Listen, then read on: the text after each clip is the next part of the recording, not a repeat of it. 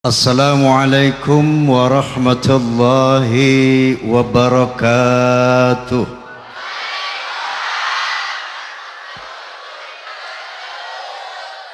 Bismillahirrahmanirrahim.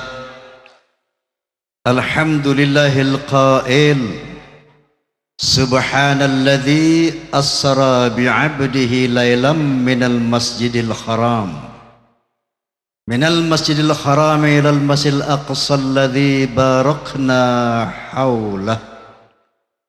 Asyhadu an la ilaha illallah wahdahu la syarika lah wa asyhadu anna sayyidana wa nabiyyana Muhammadan abduhu wa rasuluhu la nabiyya ba'dah. Allahumma fassalli wa sallim wa barik ala sayyidina Muhammad wa ala alihi wa sahbihi wa wala, amma ba'd.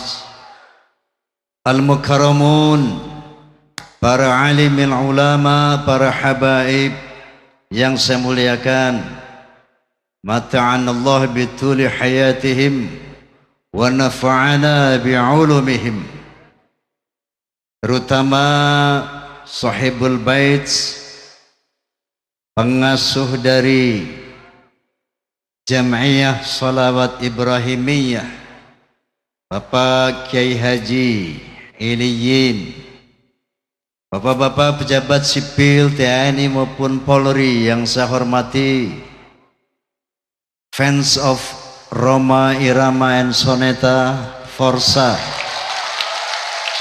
yang saya banggakan, Forum Silaturahmi Takmir Masjid dan Musalla Indonesia, Fahmi Tamami yang saya hormati, hadirin hadirat rahimakumullah.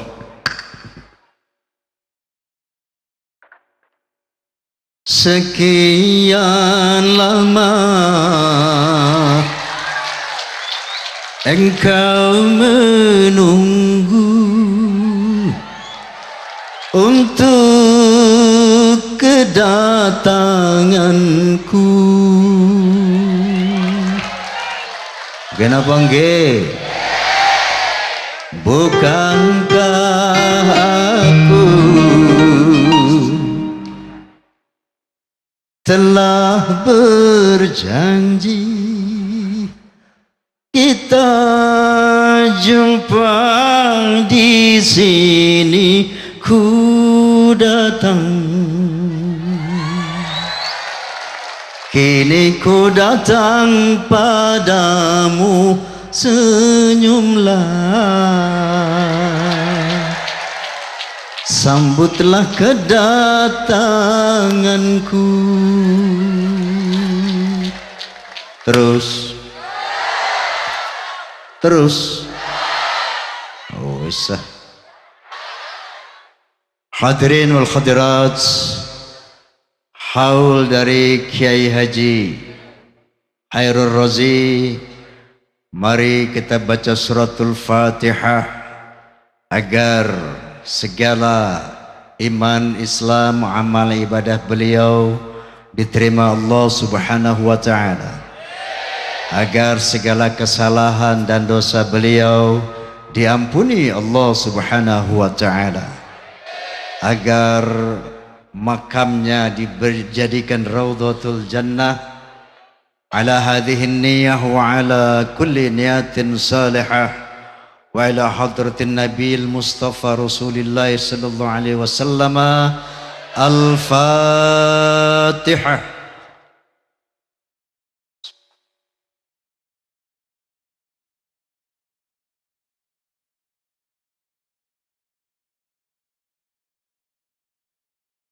Kabul insyaallah. Hadirin hadirat, mengenai peristiwa Isra dan Mi'raj Rasulullah SAW, sebagaimana yang difirmankan Allah Subhanahu wa taala, Subhanalladzi asra bi'abdihi laylan minal masjidil haram ilal masjidil aqsa Maha suci Allah Subhanahu wa ta'ala yang telah memperjalankan hambanya pada suatu malam, yaitu Nabi Muhammad sallallahu alaihi wasallam dari Al-Masjidil Haram di kota Makkah ke Al-Masjidil Aqsa di Baitul Maqdis. Kalau sekarang Baitul Maqdis itu namanya Palestina. Kemudian dari Baitul Maqdis dengan berkendaraan buraq, satu makhluk yang khusus diciptakan Allah Subhanahu wa taala untuk proyek ini, dikawal oleh panglimanya malaikat Jibril alaihi salam, berangkat ke Sidratul Muntaha melalui 7 lapis langit. Kemudian kembali lagi ke Al-Masjidil Aqsa di Baitul Maqdis, langsung ke Al-Masjidil Haram di Makkah. Itu jarak yang teramat sangat tidak terhingga, ternyata cuma dilakukan dalam 1 malam saja. Percaya apa tidak? Yang bicara itu iman, bukan akal. Betul? Adapun misi yang terkandung di dalam Isra Mi'raj ada 2. Yang pertama adalah litafakkur. Tahu tafakkur? Memikirkan, memperhatikan ciptaan Allah sehingga menghasilkan keyakinan tentang eksistensi keberadaan Allah Subhanahu wa taala. Inilah yang dimaksud Allah Subhanahu wa taala, linuriyahu min ayatina, agar aku pertunjukkan kepada Nabi Muhammad tanda-tanda kebesaran dan kekuasaanku. Jadi dengan peristiwa Isra Mi'raj ini Allah memperlihatkan karya-karya Allah yang teramat dan maha dahsyat alam semesta ini, sehingga timbullah kekaguman Rasulullah SAW yang melahirkan ketaatan, ketakwaan dan keimanan yang betul-betul sesungguhnya kepada Allah Subhanahu wa taala. Tafakkur. Yang kedua, dalam rangka menerima perintah salat 5 waktu. Artinya apa? Ada korelasi yang sangat erat antara tafakkur dengan salat 5 waktu. Saya mau cerita ya. Boleh cerita?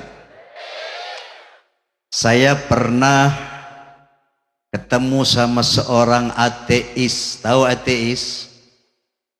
Apa? Ateis itu orang yang nggak percaya sama Tuhan, nggak percaya sama agama. Dia bilang agama itu dongeng, agama itu bohong, melemahkan. Sholat itu wasting time, wasting money. Mereka bilang time is money. Jadi agama adalah bohong, melemahkan semangat kerja. Ketika saya tanya sama mereka, sama dia, Bung, Anda percaya enggak ada Tuhan? Dia bilang, oh saya enggak percaya. Kenapa? Karena Tuhan enggak kelihatan. Lalu setiap yang enggak kelihatan sama dengan tidak ada. Wong koyo ngene saya bilang si TOLOL alias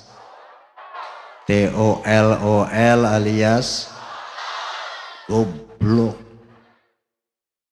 Masa yang nggak kelihatan sama dengan nggak ada? Tak takon, angin kelihatan nggak? Ada nggak? Ada. Mau lihat angin bukan pakai mata, goblok. Pakai kulit, kipas, ada angin, tiup, ada. Rasa manis, asam, pahit, asin, rasa kelihatan enggak? Ada enggak? Ada. Mau lihat rasa bukan pakai mata, goblok. Tapi pakai lidah. Dengar. Dengar. Milenge tumse तुम बताएंगे कि कितना प्यार है हमें ओ साहिबा ओ साहिबा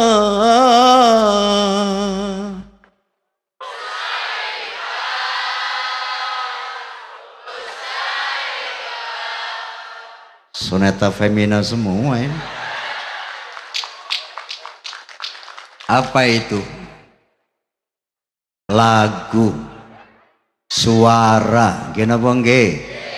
Suara kelihatan enggak? Suara kelihatan enggak? Ada enggak? Ada. Mau lihat suara bukan pakai mata, goblok. Tapi pakai telinga. Begitu juga mau lihat Allah. Mau lihat Tuhan bukan pakai mata, tapi pakai akal, pakai otak, pakai akal, pakai goblok. La tudrikuhul absar wa huwa yudrikul absar. Allah tidak dapat dijangkau oleh pandangan mata, tapi pandangan Allah maha menjangkau segala ciptaannya. Kenapa Allah nggak bisa dilihat dengan mata? Wa huwal latiful khabir. Karena Allah maha halus. Ini orang ateis sombong, sok pengen lihat Tuhan. Mana Tuhan? Kalau ada aku nggak kelihatan. Kentut aja dia nggak bisa lihat. Betul? Betul? Matahari ciptaan siapa? Allah. Manusia nggak mampu memandang matahari, apalagi yang menciptakan matahari. Allah subhanahu wa ta'ala nurun ala nur, cahaya di atas cahaya. Nggak mungkin mata manusia mampu memandang Allah subhanahu. Tapi kalau kepengen melihat Allah, penasaran pengen lihat Allah, wajar, manusiawi. Dulu juga ada seorang Nabi Allah yang kepingin melihat Allah. Kisahnya diabadikan dalam Al-Quranul Karim. Nabi siapa? Nabi Musa alaihissalam.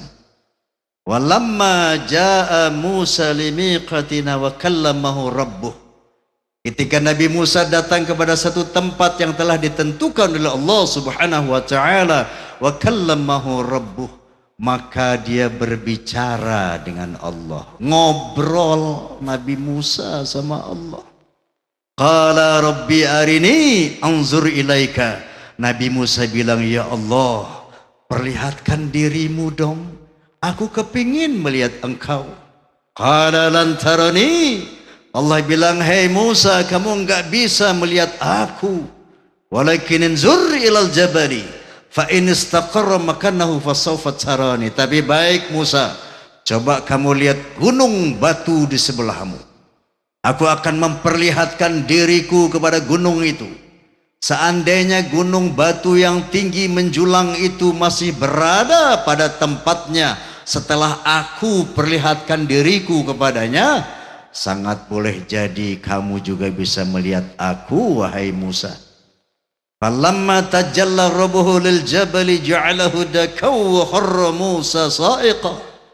Begitu Allah memperlihatkan dirinya kepada gunung, maka gunung batu yang tinggi kokoh kekar itu hancur lebur rata dengan tanah.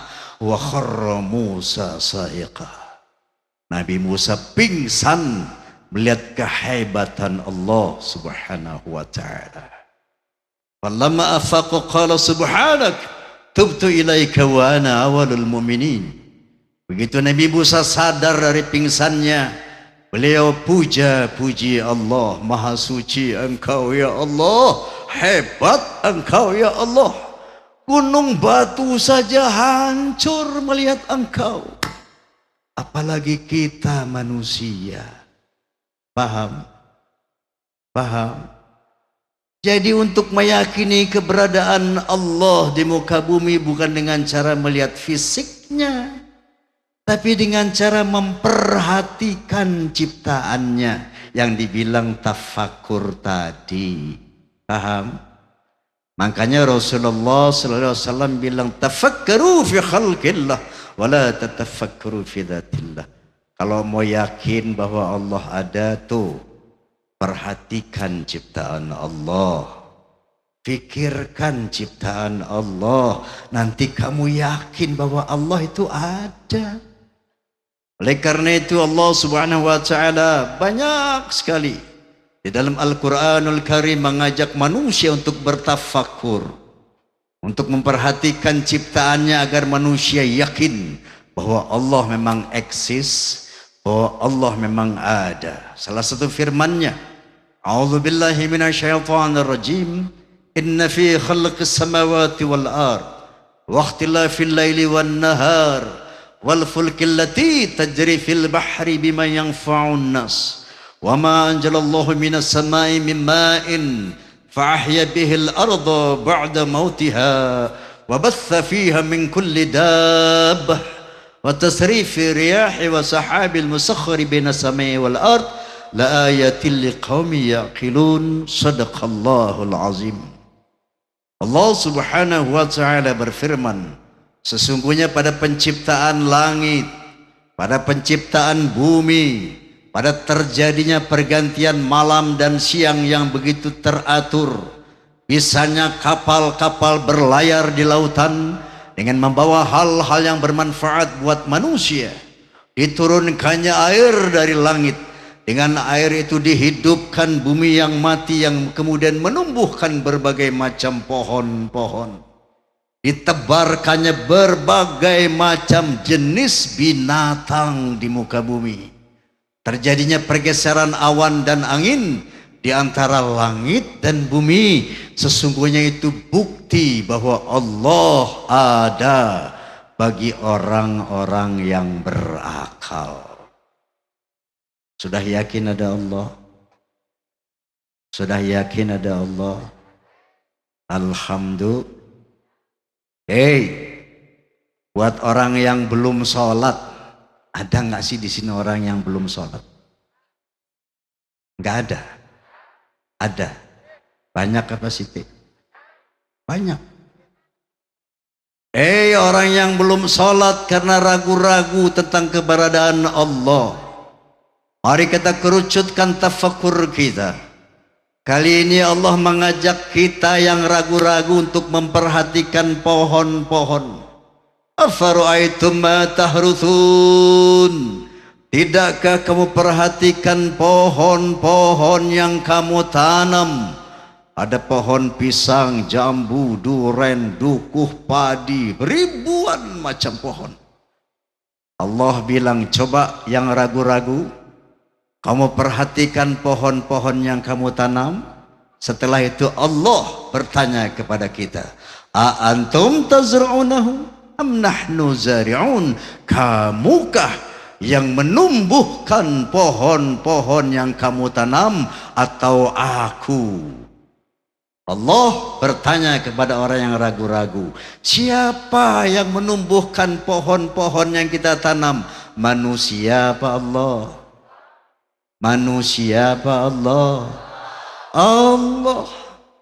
Kita manusia kan selama ini cuman pandai melempar biji padi, biji jagung, biji duren, biji rambutan. Setelah itu kita tidak pernah berpikir siapa yang menumbuhkan pohon-pohon itu, yang memberikan buah sepanjang tahun tanpa bayaran. Ini dipertanyakan oleh Allah subhanahu wa ta'ala kepada orang yang ragu-ragu, agar akalnya terbuka, agar matanya melek bahwa ada yang menumbuhkan pohon-pohon. Sudah yakin ada Allah? Alhamdulillah. Membisik. Izin.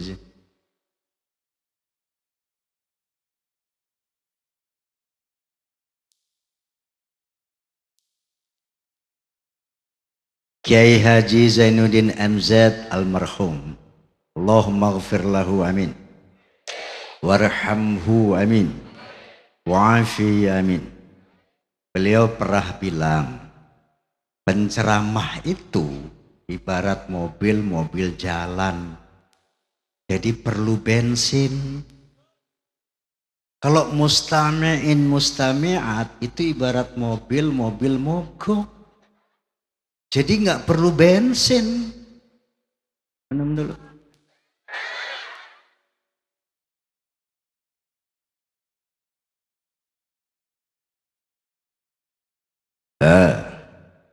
Ada lagi yang rung sholat gara-gara ragu-ragu tentang hari berbangkit, ragu-ragu tentang azab kubur, nikmat kubur, ragu tentang surga dan neraka. Apa iya deh nanti orang kalau sudah mati dibangkitkan lagi, yang sholat masuk surga, yang nggak sholat masuk neraka? Saya mah ragu-ragu. Kenapa? Karena saya belum pernah lihat tuh orang mati hidup lagi bercerita tentang nikmat kubur dan azab kubur. Tahu ada tahu enggak tuh surga neraka? Ragu-ragu. Buat orang yang ragu-ragu, Allah Subhanahu wa taala menyapa Anda. Qul in kuntum fi raibim minal ba'tsi fa inna khalaqnakum min turab. Thumma min nutfah, thumma min alaqah, thumma min mudghah. Katakan ya Nabi kepada manusia yang ragu-ragu tentang hari kebangkitan. Silahkan ragu, tapi tolong nanti pulang ya Bu, cari kaca yang besar. Ngaca, telanjang, jangan pakai baju. Ini Allah yang memerintahkan. Barang siapa yang ragu-ragu, coba perhatikan bagaimana aku ciptakan badanmu yang ganteng dan cantik itu. Inna khalaqnakum min turab, thumma min nutfah, thumma min alaqah, thumma min mudghah. Aku ciptakan Adam pertama kali dari tanah. Kemudian pada reproduksi penciptaan manusia, aku ciptakan kamu dari nutfah. Tahu nutfah? Sperma. Tahu sperma? Air mani. Tahu air mani? Cah cilik meneng. Tahu. Aku ciptakan kamu dari air mani. Tsumma min 'alaqah. Kemudian air mani tadi aku proses menjadi segumpal darah. Tsumma min mudghah. Kemudian darah tadi aku proses menjadi segumpal daging. Wa nuqirru fil arhami ma nasya ila ajalin musamma. Kemudian daging tadi aku ukir di dalam rahim ibumu sesuai dengan yang aku kehendaki sampai waktu yang ditentukan. Bapak Ibu yang ragu-ragu, dari daging tadi diukir sepasang mata yang bisa melihat. Dari daging tadi diukir sepasang telinga yang bisa mendengar. Diukir dari daging tadi sepasang bibir yang bisa ngomong. Dari daging tadi dibuatkan jantung untuk mengatur peredaran darah. Dari daging tadi dibuatkan paru-paru untuk mengatur peredaran udara. Yang cowok dibikinin kelenengan. Yang cewek dibikinin empet-empetan. Ini bukan porno. Tafakur. Fikirkan itu. Kok cowok mur, cewek baut? Kok iso? Tafakkaru fi khalqillah. Kemudian setelah lengkap organ tubuhnya, setelah lengkap anggota tubuhnya, thumma nukhrijukum tifla, kemudian aku keluarkan kamu sebagai bayi. Pertanyaan buat orang yang ragu-ragu, siapa yang bikin bayi? Dari sperma menjadi darah, menjadi daging. Kemudian daging tadi dibuatkan mata, telinga, organ tubuh yang begitu struktural, fungsional, penuh dengan teknologi yang sangat tinggi. Ini cara Allah mengajar manusia untuk meyakini keberadaannya dengan tafakur, dengan memperhatikan, memikirkan ciptaannya. Paham? Sudah yakin ada Allah? Alhamdulillah, bertambah sudah iman kita. Amin.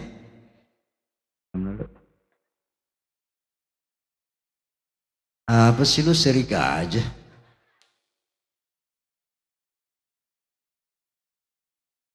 Nyanyi.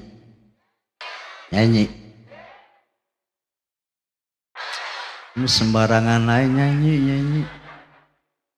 Gue kan raja dangdut ini. Mahal lagi. Kalau mau lihat saya nyanyi jangan khawatir. Besok jam 8 saya datang ke rumah ibu-ibu. Ya. Saya datang ke bapak-bapak, nggak usah kemana-mana, diam aja di rumah. Saya yang datang, saya nyanyi besok. Insya MNC TV. Besok di Gresik sini, insya Allah. Nah sekarang masalah sholat. Ini hati-hati sholat ini. Coba lihat proses perintahnya saja luar biasa. Kalau perintah puasa, Allah cukup panggil Jibril, ya Jibril, kamu turun ke bumi. Bilang sama Muhammad, ya ayyuhalladzina amanu kutiba alaikumusiyam.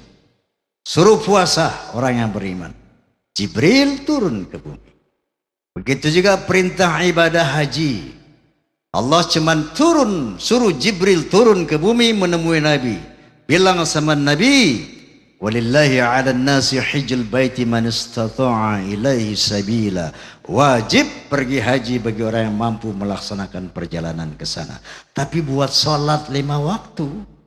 Ya Jibril, angkat Muhammad ke Sidratul Muntaha melalui 7 lapis langit untuk menerima perintah sholat 5 waktu. Bayangkan.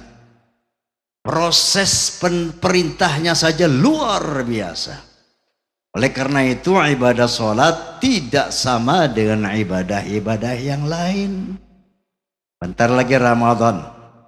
Saya mau tanya Ibu, puasa Ramadan hukumnya sunat apa wajib? Sunat apa wajib? Berdosa enggak kalau ada orang Islam enggak puasa? Tidak. Kalau situasi dan kondisinya enggak memungkinkan, boleh enggak puasa. Kenapa enggak? Wa man kana minkum maridan aw ala safarin fa'iddatum min ayyamin. Barang siapa di bulan Ramadan sedang sakit atau sedang bepergian, boleh enggak puasa. Nanti kalau sudah sembuh diganti. Begitu juga ibadah haji. Saya mau tanya Bu, ibadah haji itu hukumnya sunat apa wajib? Sunat apa wajib? Wajib. Berdosa enggak orang Islam enggak naik haji? Tidak, kalau memang enggak duit-duit.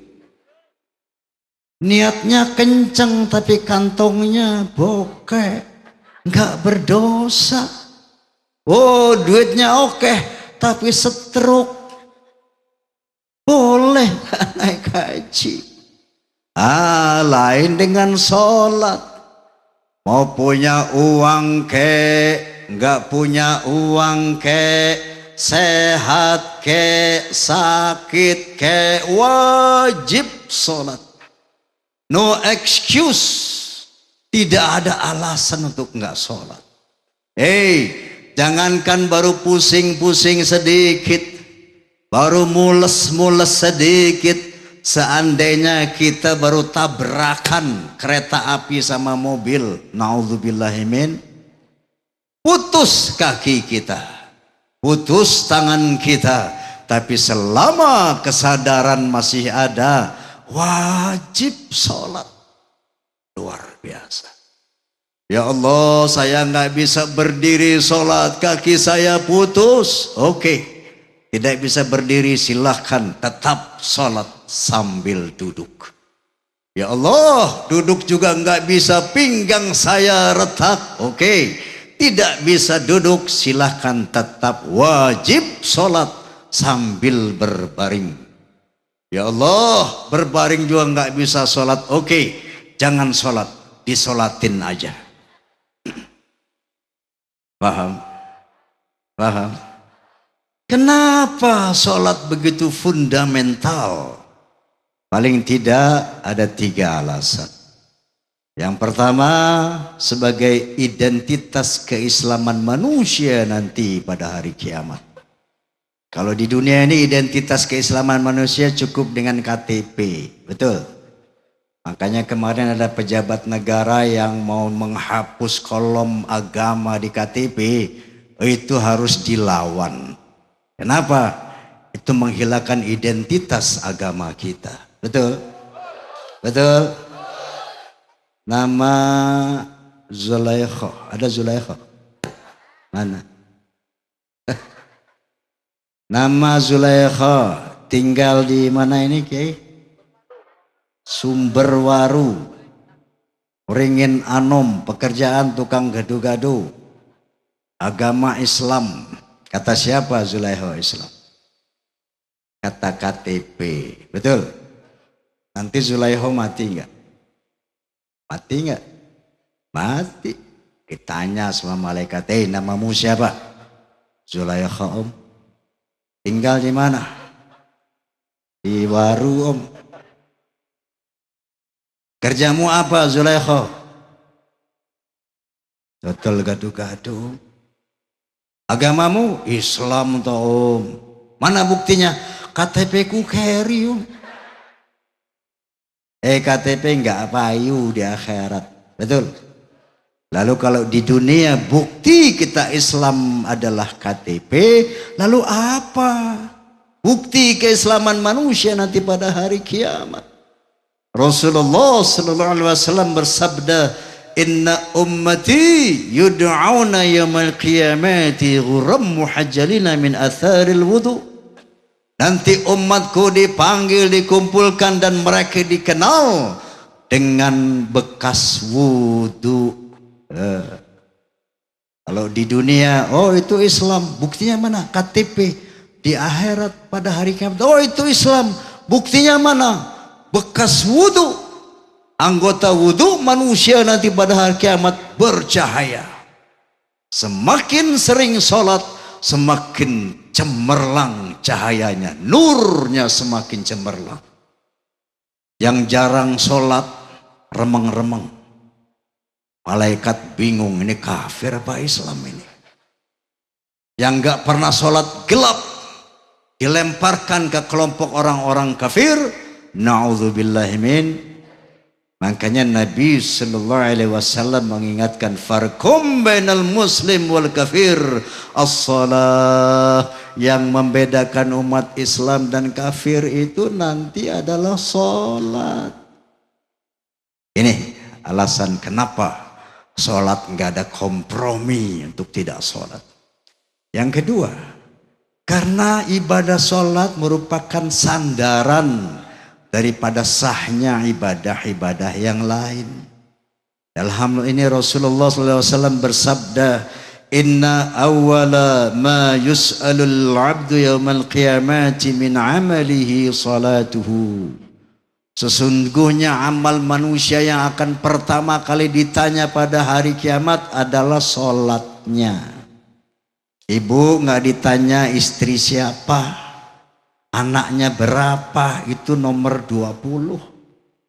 Bapak nggak ditanya jabatannya apa, gajinya berapa, istrinya piro. Itu pertanyaan nomor 30. Tapi yang pertama ditanya, kamu sholat apa tidak? Fa in tuqbilat salatuhu tuqbilat sairu amali.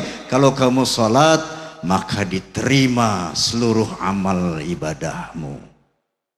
Ada orang sholat 5 waktu, pergi haji, hajinya sah, dapat pahala nanti hari kiamat. Ada orang sholat 5 waktu, puasa di bulan Ramadan, puasanya sah, dapat pahala nanti di hari kiamat. Ada orang sholat 5 waktu sodakoh, enggak usah juta-juta, enggak usah em-eman, cepean lecek yang merah yang kamu kasih pada musafir di lampu merah. Kalau kita sholat itu jadi pahala nanti pada hari kiamat. Tapi sebaliknya, wa in ruddat minhu salatu rudda sairu amali. Kalau kamu enggak sholat, tertolak seluruh amal ibadahmu. Ada orang enggak sholat naik haji, enggak sah hajinya. Ada enggak di sini haji yang enggak sholat? Ada. Kalau ada, jangan panggil Pak Haji, jangan panggil Bu Haji. Panggil aja Dut, mau kemana Dut? Itu haji mardut, haji yang tertolak, haji yang tidak sah. Orang nggak sholat di bulan Ramadan, puasa nggak sah puasanya, nggak dapat pahala. Jangan salah, nanti bulan Ramadan banyak non muslim mau ikut puasa. Teman saya banyak kok orang-orang non muslim. Bang Haji, nanti kalau bulan Ramadan saya puasa boleh enggak? Oh boleh, boleh. Siapa larang orang enggak makan? Kenapa enggak? Tapi enggak dapat pahala. Kenapa? Enggak sholat. Orang enggak sholat, sedekah, amal jariah.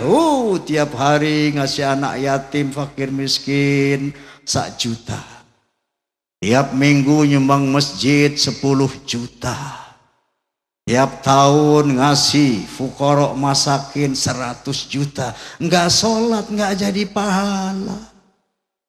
Paham? Paham? Ini yang kedua. Yang ketiga, sholat itu adalah pusaka jimat kita. Di zaman sekarang, zaman musim batu ini. Ini batu apa ini namanya? Bacan. Batu bacan atau apa tadi? Ada yang piara batu combong. Tahu batu combong, Bu? Batu bolong. Batu tapi ada lubangnya. Itu diyakini sama sementara orang buat melet perempuan. Ada juga yang pakai batu badar hitam. Buat apa, Mas? Oh, ini anti peluru. Ada juga batu akik Sulaiman. Buat apa, Mas? Ini buat cari rezeki. Na'udzubillahi min gombal, bohong, bullshit alias musyrik. Kenapa enggak? Saya mau tanya,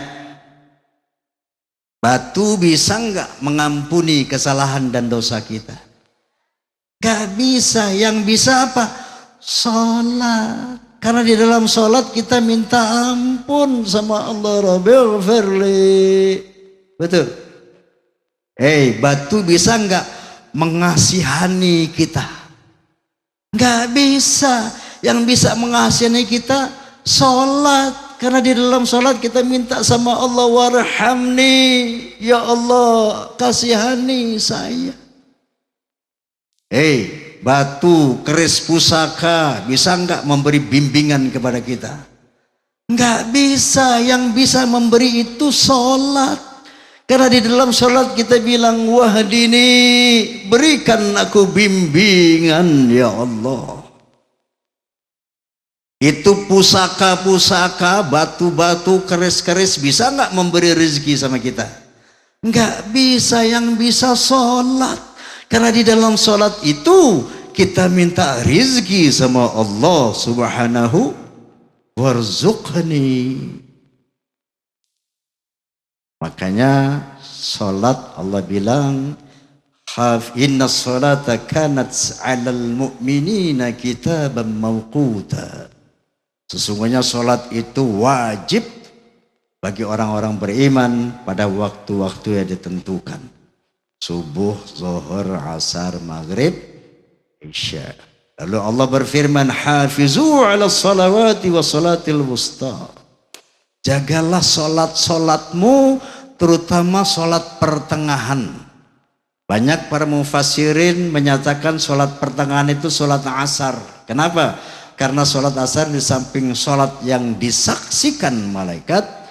Karena saat asar itu manusia pada puncaknya keletihan setelah bekerja, puncaknya kelelahan setelah berpikir di sekolah atau di kantor. Wa qumu lillahi qanitin, dan tegakkan solat sampai kamu mati.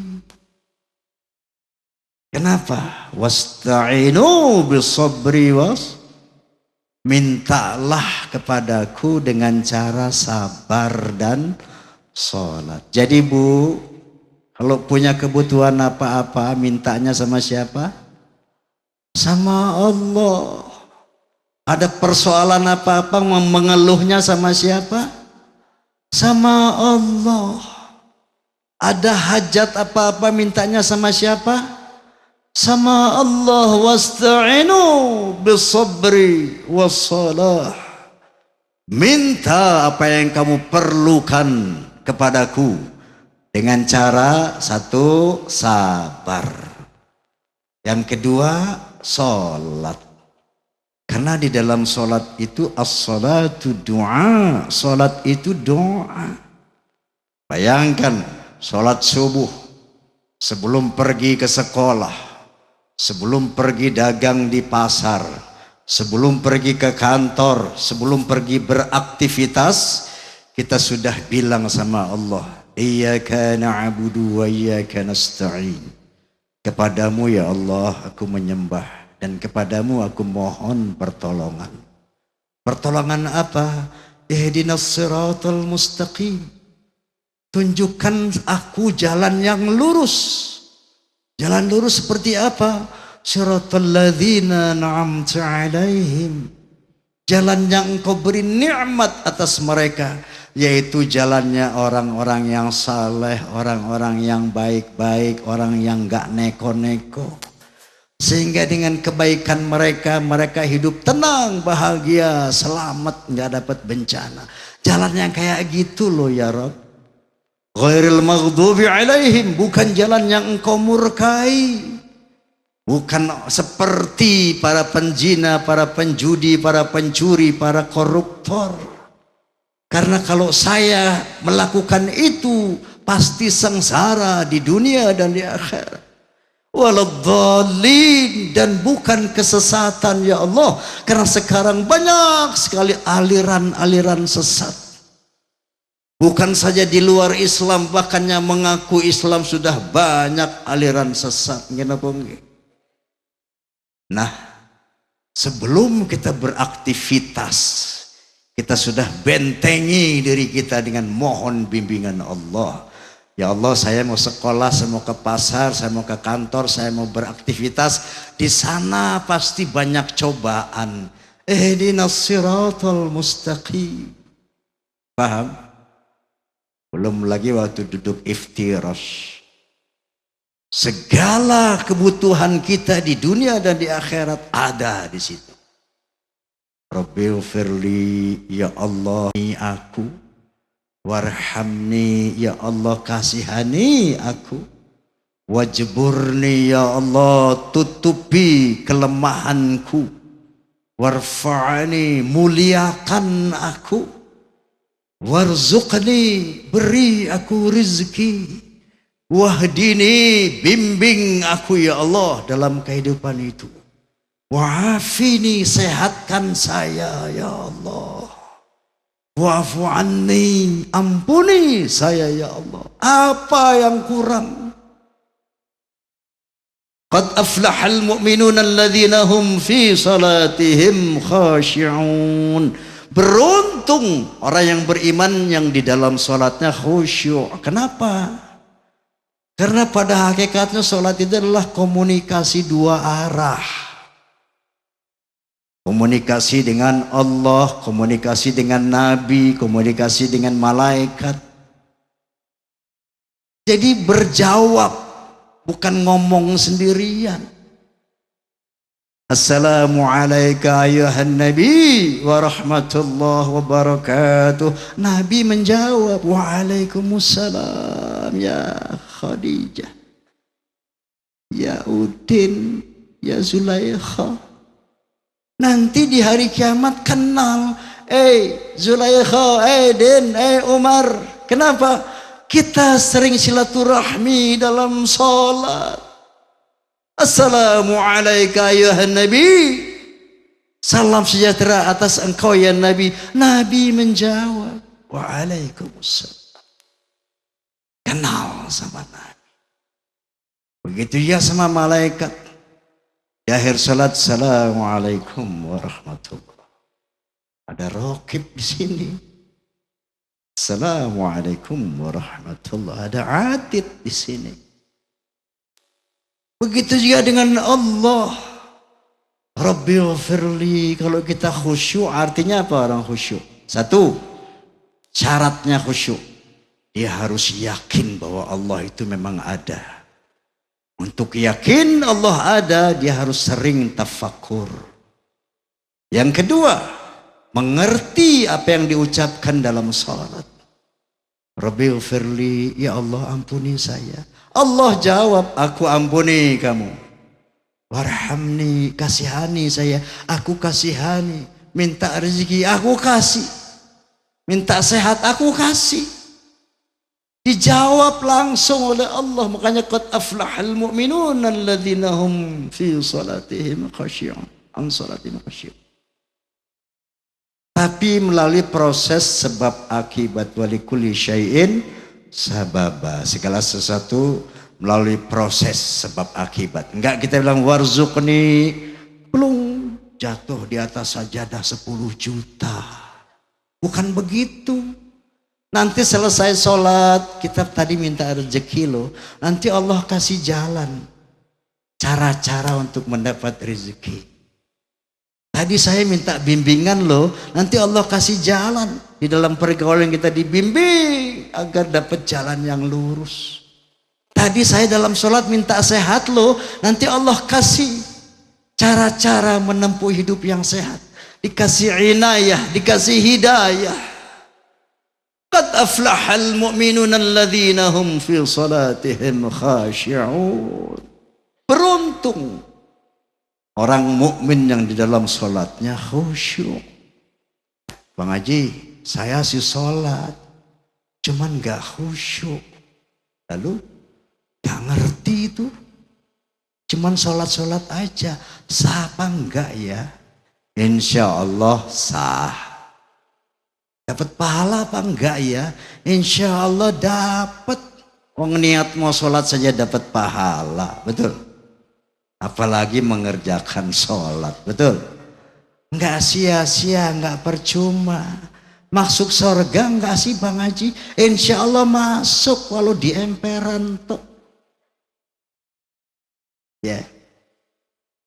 Insya Allah sah, insya Allah dapat pahala. Insya Allah masuk syurga, tapi sholatnya enggak efektif. Paham Bu? Rabbighfirli warhamni wa'afini. Allahu Akbar, baring nguap. Adang baring ngupil. Enggak efektif. Artinya apa? Doa yang kita minta enggak terjadi. Karena memang kita enggak minta. Rabbighfirli warhamni Allahu Akbar. Kamu ngerti apa yang kamu paham? Nah, jadi bagi yang belum sholat, mari sholat. Karena sholat itu senjata kita untuk menghadapi kerasnya kehidupan dunia. Sholat itu senjata manusia untuk menghadapi dahsyatnya kehidupan hari kiamat. Yang sudah sholat, mari tingkatkan kualitas sholat kita.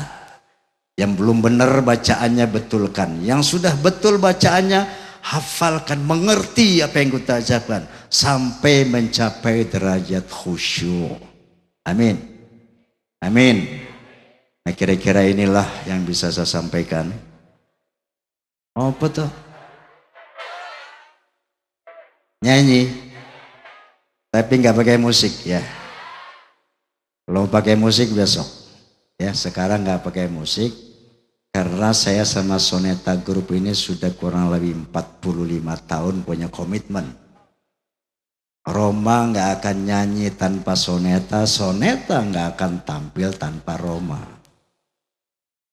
Jadi kalau mau lihat Roma nyanyi pakai musik, insya Allah besok. Ya, saya dengar tadi musik ini hebat, bagus. Bukan berarti saya nggak mau diiringi beliau, karena saya punya komitmen sama Soneta. Paham gak? Jadi tanpa musik boleh. Oke. Cuman dengan syarat semuanya mesti ikut kur. Setuju? Box-box hitam di sekeliling kita ini namanya loudspeaker, pengeras suara. Disebut juga sound system, sistem suara. Biasanya terdiri dari three-way system, 3 jalur suara. Yang pertama bass range, suara bass. Makanya tadi saya bilang coba bassnya turunin dikit kegedean. Yang kedua mid range, suara tengah. Makanya tadi saya bilang midnya dinaikin sedikit. Yang ketiga high range, suara tinggi. Makanya tadi saya bilang sama operator, bassnya turunkan, midnya ditambah, high-nya ditambah. Three-way system. Ya. Nah, suara bass diwakili oleh cowok. Paham? Cowok. Cowok. Cowok siap? Oke. Mid range diwakili oleh perempuan. Ibu-ibu nih cewek. Cewek siap? Cewek siap? Siap.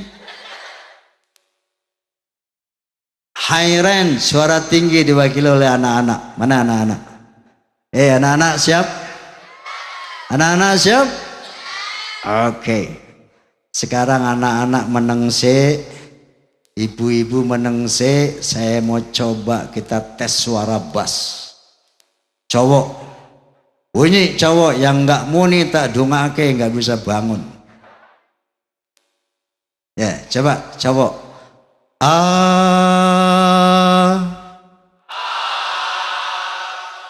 Itu suara bass namanya. Sekarang perempuan, mid range, suara tengah. Mulai gadis, janda. Ada janda nggak? Yang tua nggak usah ngacung. Yang bersuami, nenek-nenek, semuanya muni. Kalau ada gadis yang nggak punya tak dungake, jodohmu aduh. Makanya nyanyi daripada nggak kawin-kawin kamu. Yang punya suami nggak mau nyanyi tak dungake. Kawin lagi nanti suami. Nenek-nenek juga nyanyi. Kalau ada nenek-nenek nggak nyanyi tak dungake, nggak bisa kentut 3 bulan. Ayo ambil suara perempuan semuanya.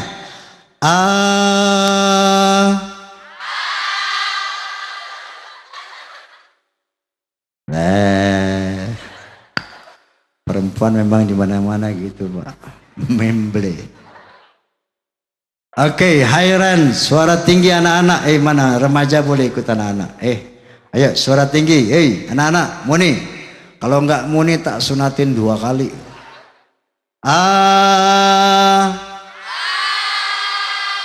Oke. Sekarang bass range, mid range, high range, suara bass, suara tengah, suara tinggi. Bapak-bapak, ibu-ibu, anak-anak, semuanya sama-sama ambil suara.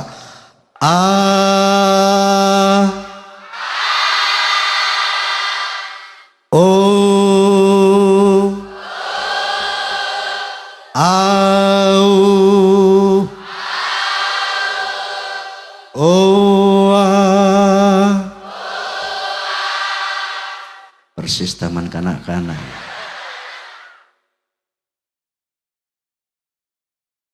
Oke, kita sudah ambil suara. Sekarang latihan kur. Kurnya ada dua macam. Yang pertama namanya wirid hey. Apa? Wirid hey. Caranya gini, kalau tangan saya jatuh bunyi, lihat. Hey, gampang kan? Tangan jatuh bunyi. Hey, bisa? Bisa? Semuanya coba. Iya. Yang keras.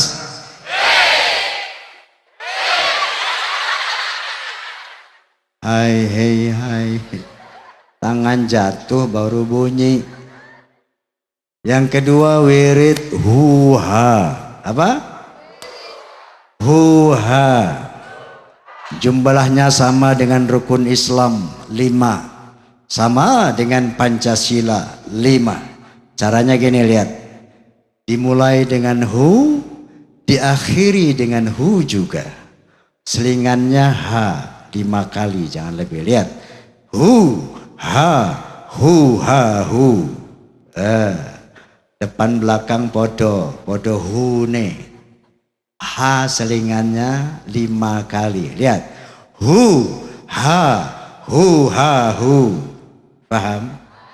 Sekalian nah, lihat. Hu, ha, hu, ha, hu. Bisa? Bisa? Oke, kita menyanyi. Oke? Sudah siap? Sudah siap? Kalau mau melacur, mana?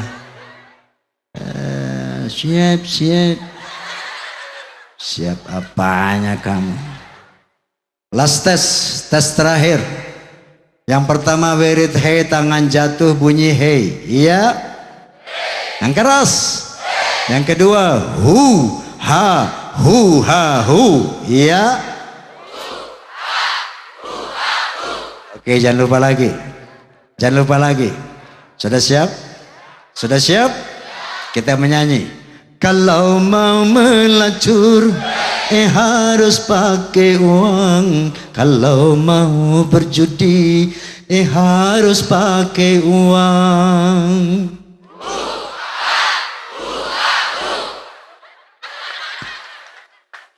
Mau mabuk-mabukan, harus pakai uang. Mau haram-haraman, harus pakai uang. Ternyata jalan ke neraka mahal harganya, walaupun mahal anehnya, banyak yang suka. Gini apa enggak? Masih banyak yang mabuk-mabukan. Betul? Saking cinta dan sayangnya Allah kepada manusia, maka neraka ditarif dengan harga mahal agar manusia enggak terlalu gampang masuk neraka. Coba lihat jalan-jalan menuju neraka. Hei, main judi bayar enggak? Mabuk-mabukan bayar enggak? Melacur bayar enggak? Enggak bayar, benjol dasar. Kenapa enggak? Sebaliknya surga ditarif dengan harga murah, bahkan gratis. Percaya enggak surga gratis? Yuk kita lihat jalan-jalan menuju surga. Melaksanakan zakat hanya bagi yang mampu. Melaksanakan haji hanya bagi yang mampu.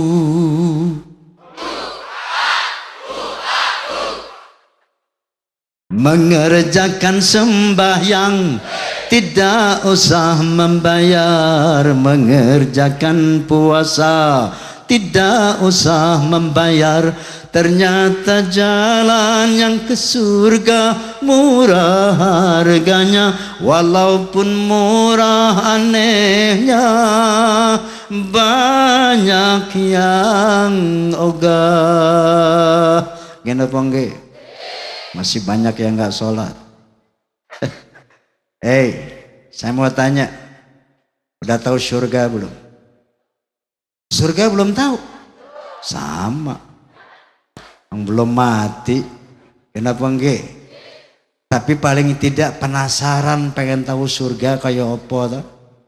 Mau tahu? Ada informasi dari Allah Subhanahu wa taala tentang surga. Dalam satu hadis qudsi Allah berfirman, "A'adatul ibadiyas salihin ma la 'ainun ra'at wa la udhunun sami'at wa la khatara 'ala qalbi bashar." Aku sediakan nanti surga untuk orang-orang yang bertakwa, di mana kenikmatannya, keindahannya, kehebatannya enggak pernah terlihat oleh mata, tidak pernah terdengar oleh telinga, bahkan tidak bisa dihayalkan oleh akal manusia, saking indah dan hebatnya surga itu. Menurut Rasulullah SAW, nanti orang-orang di surga itu semuanya muda-muda, 20 tahun, nggak tua-tua, nggak mati-mati. Jadi sorry aja nenek-nenek nggak ada di surga, nek. Ya tuh nenek nangis. Nek, maksud saya kalau nenek mati bukan nggak masuk surga, tapi muda lagi. Amin. Bukan cuman muda lagi, nek, perawan lagi.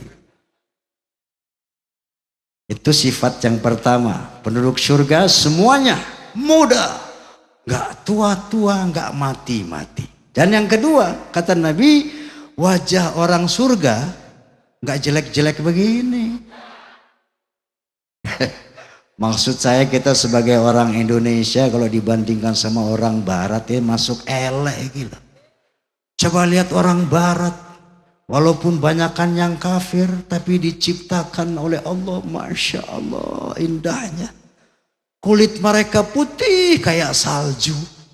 Rambut mereka ada yang pirang kuning kayak emas. Mata mereka ada yang biru hijau seperti permata. Padahal orang kafir. Sebaliknya saudara-saudara kita di benua Afrika. Tahu Afrika? Tahu Afrika? Ada bangsa Nigeria, Islam. Bangsa Somalia, Islam. Bangsa Senegal, Islam. Bangsa Sudan, Islam. Tapi diciptakan oleh Allah hitam bleketak. Kenapa enggak? Astagfirullah. Orang Islam gak usah kecil hati. Kenapa? Wajah di dunia itu wajah formalitas, wajah pinjaman, wajah sementara. Nanti hari kiamat kita nggak pakai wajah yang ini. Allah Subhanahu wa taala berfirman, "Nahnu qaddarna bainakumul maut wa ma nahnu bimasbuqin ala an nubaddila amsalakum wa nunsyi'akum fi ma la ta'lamun." Aku yang menentukan kematian di antara kamu, hai manusia, dan aku tidak bisa dikalahkan. Aku akan mengganti orang-orang yang mati dengan orang yang baru, dan aku akan merubah wajahmu nanti di akhirat dalam bentuk yang belum kamu ketahui, tentu sesuai dengan amal ibadah kita masing. Walaupun di dunia diciptakan tampan cantik seperti bintang-bintang film dunia, tapi kalau nggak pernah ibadah, nanti pada hari akhirat dibangkitkan jauh lebih jelek dari anjing kurap. Na'udzubillahimin. Dan sebaliknya, walaupun di dunia ini diciptakan jelek, pesek, pendek, bengek, tapi kalau rajin ibadah kepada Allah, nanti dibangkitkan di surganya Allah jauh lebih tampan, jauh lebih cantik dari bintang film manapun di dunia. Bahkan istri salehah salah satu hadiahnya adalah lebih cantik dari bidadari nanti di surga. Amin. Mau masuk surga? Mau masuk surga? Yang mau masuk surga bilang amin. Yang mau masuk surga bilang amin. Amin. Mau mati? Masuk surga? Oh, mati? Surga mau mati. Masuknya lewat mana? Kalau nanti ada yang masuk neraka bukan karena Tuhan tak sayang hambanya. Kenapa enggak? Kalau nanti ada yang masuk ke surga itu karena dia memang berusaha. Semua terserah kita. Tererererereng. Kenapa enggak? Kenapa enggak?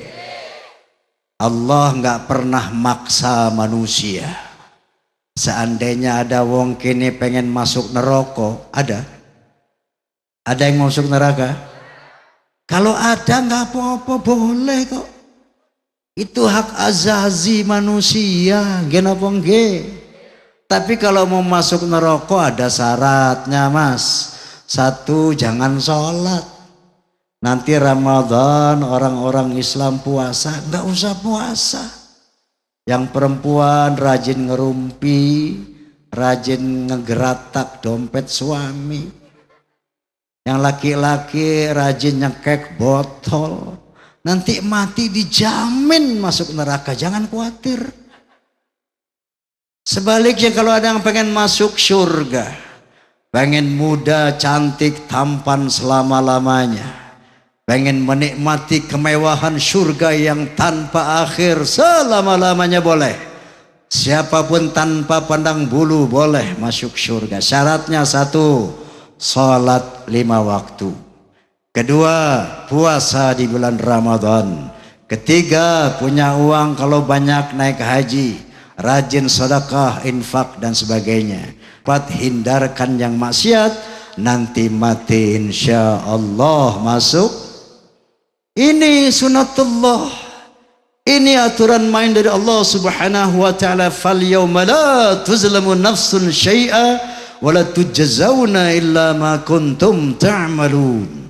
Pada hari akhirat tidak ada seorang manusia yang disiksa, tidak ada seorang manusia yang diberi pahala kecuali sesuai dengan apa yang kita lakukan selama hidup di dunia.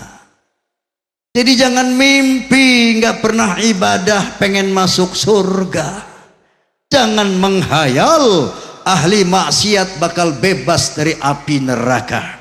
Apa yang kita tanam sekarang di dunia itu yang bakal kita petik di akhirat.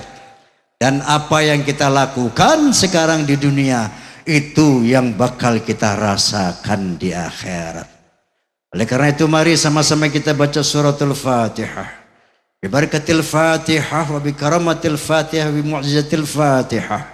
Kita mohon kepada Allah Subhanahu wa taala agar semua yang hadir di sini, yang mendengar suara ini, agar malam ini diampuni dosa dan kesalahan kita oleh Allah Subhanahu wa taala. Bibarakatil Fatihah kita mohon kepada Allah Subhanahu wa taala agar semua yang hadir di sini, yang mendengar suara ini diberi inayah, taufik, hidayah agar dapat melaksanakan perintah Allah, menjauhkan larangan Allah sampai mati nanti, sehingga dengan demikian insyaallah kita akan mereguk kehidupan yang nyaman, selamat, bahagia dari dunia sampai akhirat. Ala hadhihi niyyah wa ala kulli niyatin salihah wa ila hadratin nabiyil mustafa rasulillah sallallahu alaihi wasallam. Al-Fatihah. A'udzu billahi minasy syaithanir rajim. Bismillahirrahmanirrahim. Alhamdulillahi rabbil alamin. Ar-Rahmanir Rahim. Maliki yaumiddin. Iyyaka na'budu wa iyyaka nasta'in. Ihdinas siratal mustaqim. Siratal ladzina an'amta 'alaihim ghairil maghdubi 'alaihim waladdallin. Amin. Kabul insyaallah. Hadirin hadirat, sekedar ini yang saya bisa sampaikan. Mudah-mudahan ada manfaat untuk kita semua. Atas segala kekurangan, kekhilafan, kesalahan, saya Roma Irama Mohon dibukakan pintu maaf yang sebesar-besarnya. Rabbana taqabbal minna innaka antas samiul alim wa tub alaina innaka antat tawwabur rahim. Akhirul kalam wallahul muwafiq ila aqwamit thariq. Thumma assalamu alaikum warahmatullahi wabarakatuh.